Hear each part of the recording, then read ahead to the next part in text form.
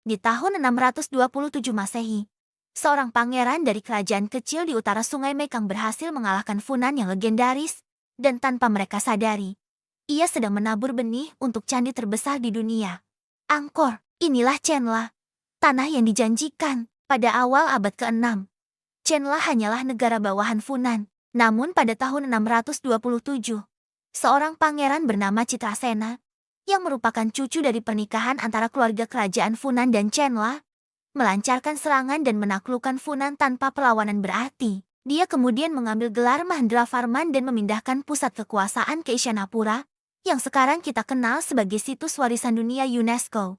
Sambor Praikuk, putranya, Istana Varman pertama, melanjutkan ekspansi hingga ke wilayah Laos dan Thailand Timur, memperkuat posisi Chenla sebagai kekuatan baru di Asia Tenggara. Chenla adalah laboratorium arsitektur Khmer di Sambor Praikuk yang dibangun pada abad ke-7. Terdapat lebih dari 300 candi bata merah dengan relief-relief terbang yang sangat indah. Mereka menciptakan candi oktagonal pertama di dunia dan mulai membangun sistem barai, yaitu waduk buatan raksasa yang kelak menjadi model untuk barai barat Angkor yang membentang 8 km. Prasasti dalam bahasa Khmer tertua serta bahasa Sanskerta ditemukan di sini, menjadi bukti pencapaian literasi mereka. Catatan sejarah juga menunjukkan bahwa mereka mengirim utusan ke Tiongkok pada tahun 638 dan 649 Masehi. Namun, tragedi Chenla adalah perpecahan. Setelah wafatnya Raja Bava-Varman kedua sekitar tahun 650, kerajaan ini pecah menjadi dua.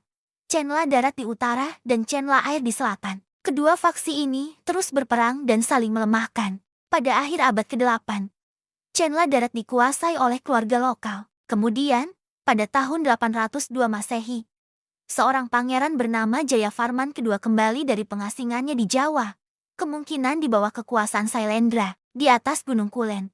Ia memproklamasikan dirinya sebagai Cakravartin, sang penguasa dunia. Chenla pun berakhir, tapi dari abunya, lahirlah kerajaan Angkor yang agung.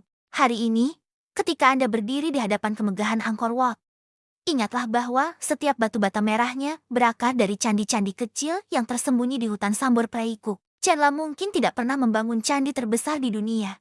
Tapi tanpa mereka, candi itu tidak akan pernah ada. Mereka adalah jembatan antara Funan dan Angkor, antara sejarah dan legenda Khmer.